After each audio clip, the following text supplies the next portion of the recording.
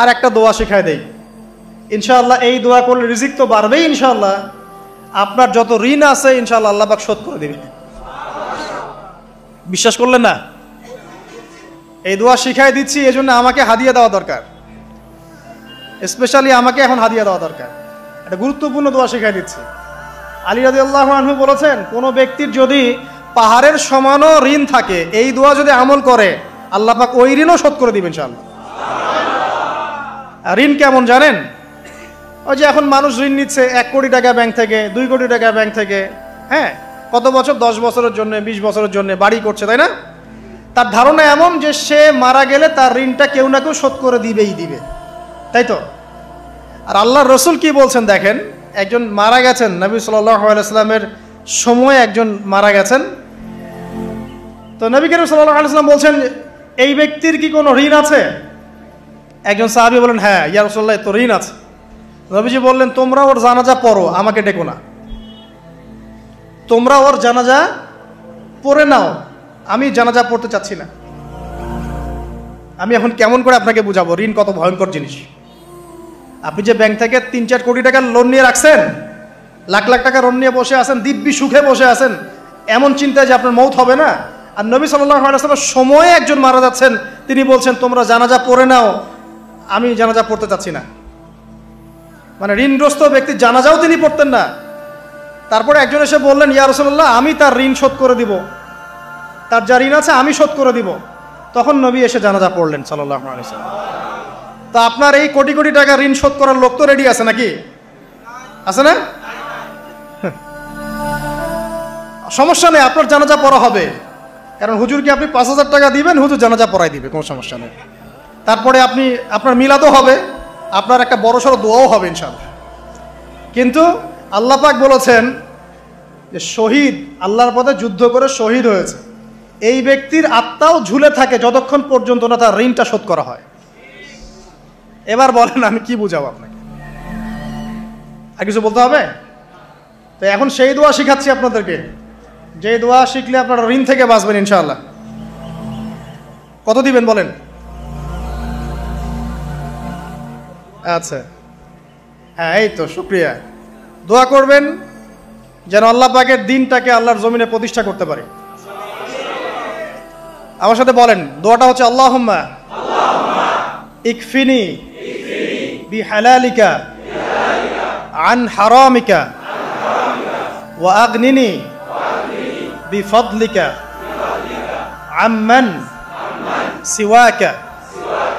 এই দোয়াটা ছোট না, এটা মুখস্থ করবেন, সেজদায় পড়বেন, নামাজের সেজদায় পড়বেন, আত্তাহিয়াতু দরুদ শেষ তারপরে পড়বেন, নামাজ শেষে হাত তুলে করবেন, যখন তখন শেষ রাত্রে করবেন, ইনশাআল্লাহ দেখবেন আপনার ঋণ বলতে কিছু থাকবে না ইনশাআল্লাহ।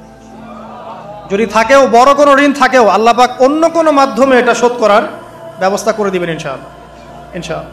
যে দারিদ্রতা দূর করতে চান, সচ্ছলতা চান, কয়েকটা কাজ করেন। এই যে বললাম, 1 নাম্বার সূরাতুল ওয়াকিয়া তেলাওয়াত করেন, 5 ওয়াক্ত নামাজ জামাতে পড়েন, ডেইলি কিছু সময়ের জন্য কোরআন তেলাওয়াত করেন, আর আল্লাহর কাছে রিজিক চান, জিকির বেশি বাড়ায় দেন। পারবেন না ইনশাআল্লাহ?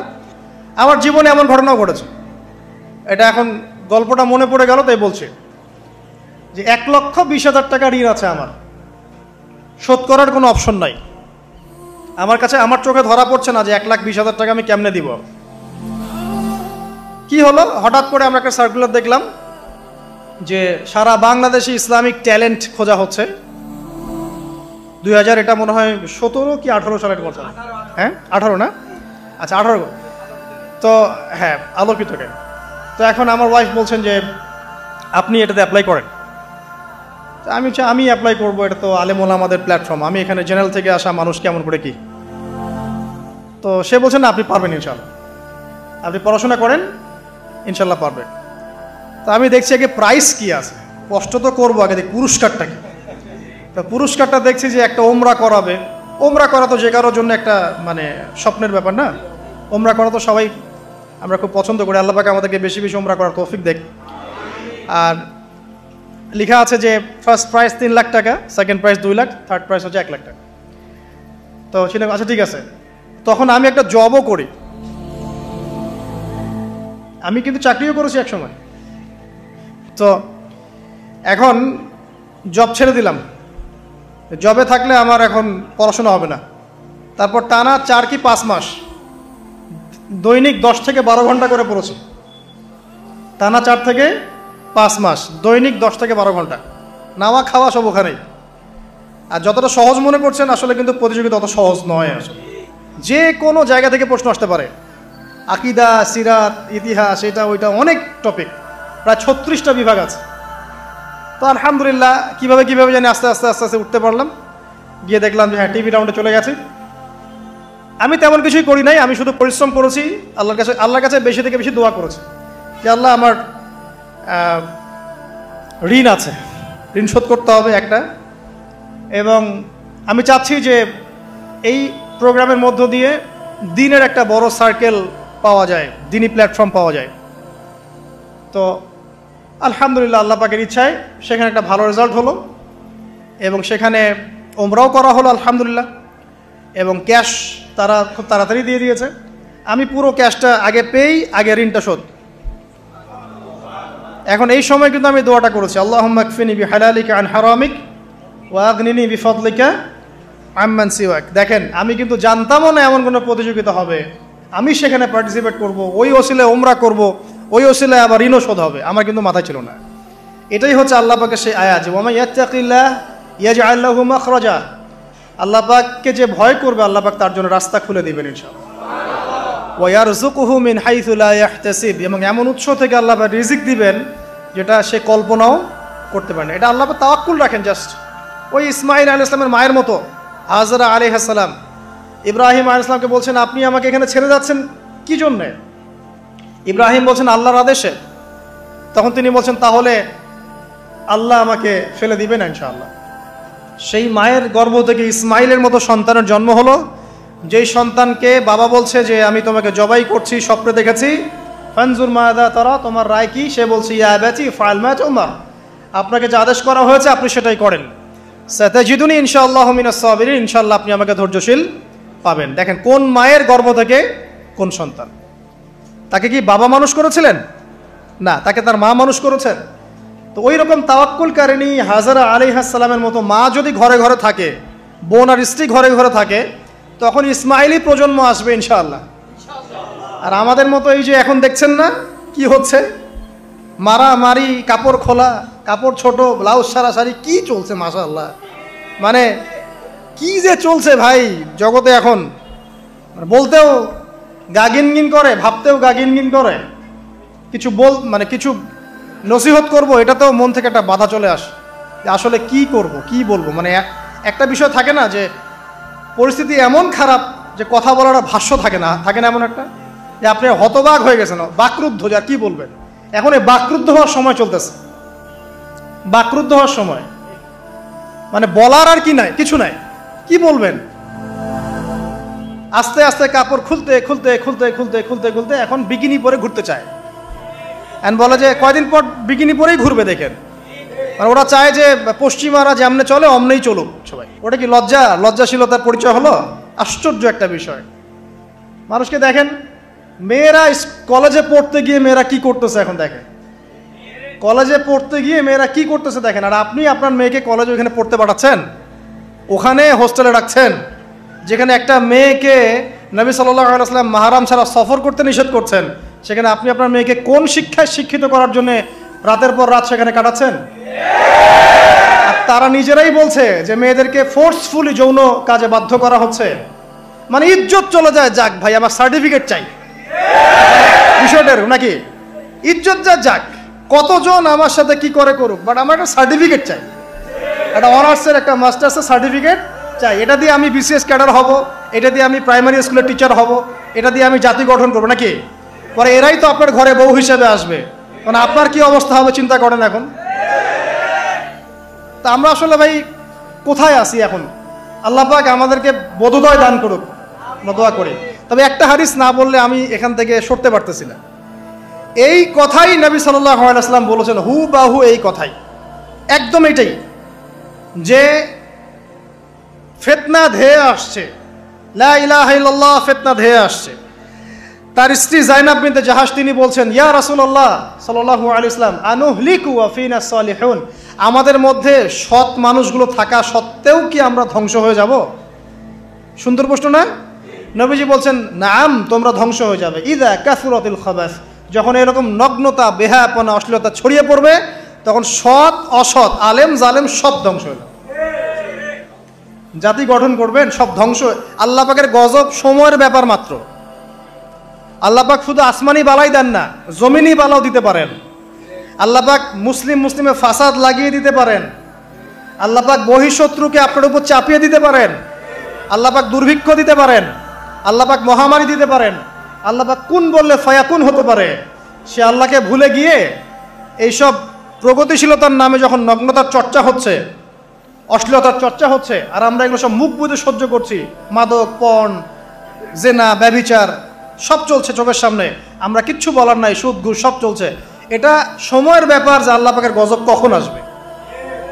আর যখন আসবে, আলেম জালেম কাউরে ছাড়বে না ইনশাআল্লাহ। আমারে আপনারে কাউরে ছাড়বে না ইনশাআল্লাহ, দেখে নিয়েন। আরেকটা কথা নবীজি বলছেন, দুই শ্রেণীর মানুষ আসবে কিয়ামতের আগে আগে, আমি দেখি নাই। তখন সাহাবীরা বলছেন কারা ইয়া রাসূলুল্লাহ? একজন বলছেন, এক শ্রেণী হচ্ছে এমন এক শ্রেণীর পুরুষ। কারা এরা? পুরুষ যাদের হাতে লম্বা লম্বা লাঠি থাকবে, লাঠি, এই লাঠি দিয়ে তারা মানুষকে পিটাবে। কি আপনারা বুঝতে পারেন না কারা? আপনি নিজেও তার মধ্যে আছেন, আপনার ভাইও তার মধ্যে আছে। আপনি এবং আপনার ভাই দুজনেই এই কাজ করছেন, ভাইয়ে ভাই মারামারি করছেন, সবার হাতেই লাঠি আছে না? আছে। অথচ উভয় মুসলিম। আর একজন মুসলিম যখন আরেকজন মুসলিমের এগেনস্টে যুদ্ধ করতে যায় বা এরকম মারামারি করতে যায় না, যে মরবে আর যে মারবে উভয়ই অপরাধী, উভয় অপরাধী। হাদিস রিয়াদুস সালেহিন বইয়ের মধ্যেও আছে, দেখে নিন। তারপরে দ্বিতীয় শ্রেণী হচ্ছে, নবীজি বলছেন নিসাউন, এক শ্রেণীর মহিলা আসবে, আমি দেখি নাই। মানে ওই যুগে ছিল না, আইয়ামে জাহেলিয়াতের বর্বর যুগেও এরকম মেয়ে ছিল না। তার মানে বুঝতে পারছেন, আইয়ামে জাহেলিয়াতের যে যুগটাকে এখন বর্বর বলে না, বর্বর, সেকেলে, মধ্যযুগীয় এইসব কথা বলে না, ওই যুগেও এই মানুষগুলো ছিল না। তার মানে নবীজি বলছেন আমি দেখিনি, লাম আরাহুমা, আমি ওদেরকে দেখি নাই। তারা কারা? নিসাউন, এক শ্রেণীর মহিলা, কাসিয়াতুন আরিয়া, যারা কাপড় পরবে বাট নগ্ন থাকবে, কাপড় পরবে কিন্তু নগ্ন থাকবে। মুমিলাত মাইলাত, নিজেও মানুষকে আকৃষ্ট করবে আবার নিজে আকৃষ্টও হবে। তারা জান্নাতে যাবেও না, জান্নাতের গন্ধও পাবে না। নেন এবার এখন দেখেন, একটু ভেবে দেখেন যে আমার ঘরে কি সেরকম মেয়ে আছে কিনা, আমার ঘরে সেরকম বোন আছে কিনা, আমার ঘরে তেমন ওয়াইফ আছে কিনা। এখন যদি আপনি আল্লাহ এবং তার রাসূলকে সর্বোচ্চ অগ্রাধিকার দেন, আল্লাহর ওয়াস্তে ওদেরকে ঠান্ডা মাথায় বোঝানোর চেষ্টা করেন, বোঝান যে তারা, তাদের ফাংশনটা কি, দুনিয়াতে ওদের ফাংশন কি, দুনিয়াতে মেয়েদের ফাংশনটা কি, একটা পরিবারে একটা মেয়ের ফাংশন কি, স্বামী স্ত্রীর সম্পর্কের মধ্যে মেয়ের ভূমিকা কি, স্ত্রীর ভূমিকা কি, এগুলোকে বুঝান। তবে হ্যাঁ, এক শ্রেণীকে আপনি বুঝিয়ে কুল পাবেন না, পরিস্থিতি বোঝেন। পরিস্থিতি বুঝলে আমাদের করণীয় বের হয়ে আসবে। করণীয় আমি অনেক দিন বলেছি, জ্ঞান অর্জনের কোনো বিকল্প নাই, জ্ঞান অনুযায়ী আমলের কোনো বিকল্প নাই, আদর্শ পরিবার গড়ার কোনো বিকল্প নাই, পরিবারে মেয়েদেরকে পর্দায় রাখার কোনো বিকল্প আছে? নাই। এমনকি আমাদের ছোট ছোট ছেলে মেয়ে যারা এখন জন্ম নিয়েছে, এদেরকেও ছোটবেলা থেকেই ইসলামের অনুশাসন দিতে হবে, না হলে বড় হয়ে বিগড়ে যাবে। এরা বিগড়াবে না? চতুর্দিকে ফিতনা, এরা তো বিগড়ে যাবেই। হালাল রিজিকের কোনো বিকল্প নাই। দ্বীনের জ্ঞান অর্জন করে দ্বীনি মানুষদের সাথে থাকার কোনো বিকল্প নাই। একা একা থাকতে যাবেন না, দ্বীনের বুঝ আছে এমন মানুষের সাথে থাকবেন, একসাথে থাকবেন। যেখানেই থাকেন, যে নামেই হোক, একসাথে থাকেন, যে নামেই হোক। ইসলামে তো অনেক দলাদলি আছে না? আচ্ছা হোক, এটা নিয়ে এখন কথা বলার দরকার নাই। যে কোনো ব্যানারেই হোক থাকেন, অ্যাটলিস্ট আপনি ভালো মানুষদের সাথে থাকেন, এটা ভালো হবে ইনশাআল্লাহ। আল্লাহ চাইতে দেখবেন সবার মাঝে একসময় ঐক্য দিয়ে দিতে পারেন, আল্লাহ পারেন না? আর যারা ইন্টেনশনালি উম্মার ঐক্যের বিরোধী, এদেরকে আল্লাহ পাক ধ্বংস করে দিবেন ইনশাআল্লাহ, সমস্যা নেই। কারণ আল্লাহ বলে তো একজন আছেন, তিনি সব দেখেন ইনশাআল্লাহ। আর হচ্ছে আপনার জ্ঞানটাকে ইসলামের কল্যাণে কাজে লাগান, আপনার সম্পদ, আপনার জানমাল, এটাকে ইসলামের কল্যাণে কাজে লাগান, দ্বীনের প্রচার প্রসার করতে থাকেন। আক্রমণাত্মক হবেন না, শৈথিলতাবাদীও হবেন না, চরমপন্থী হবেন না, আবার এই যে গোলালু মার্কাও হবেন না। গোলালো কি মানে সব তরকারিতেই চলে। যখন দেখবে যে একটা বিষয় আসছে, আস্তে করে পাশ কেটে এমন একটা বিষয় নিয়ে কথা বলা শুরু করবে যেটার সাথে এখনকার বিষয়ের কোনো সম্পর্ক নেই। দেখবেন যে পুরো বিশ্বে একটা বিষয় চলছে, দেশে একটা বিষয় নিয়ে গরম, তখন দেখবেন কথা হচ্ছে মেয়েরা নেল পালিশ দিতে পারবে কিনা। মানে সুশ্রী মার্কে ইসলাম নিয়ে চলার দরকার নেই। যখন যেটা সামনে আসবে এটা ফেস করতে হবে, এবং সেটা চরম পন্থায় না, আক্রমণাত্মকভাবে না, মানুষকে হিকমার সাথে, নসিহতের সাথে ঠান্ডা মাথায় যুক্তি প্রমাণ দিয়ে বুঝাতে হবে। এরপর যারা বুঝবে আলহামদুলিল্লাহ, যারা বুঝবে না এদের দায়িত্ব কারো হাতে? আল্লাহর হাতে। আল্লাহ পাক হয় গজবে শেষ করবেন, না হলে আল্লাহ পাক চাইলে হেদায়েতও দিতে পারে, এটা আল্লাহ পাকের এখতিয়ার।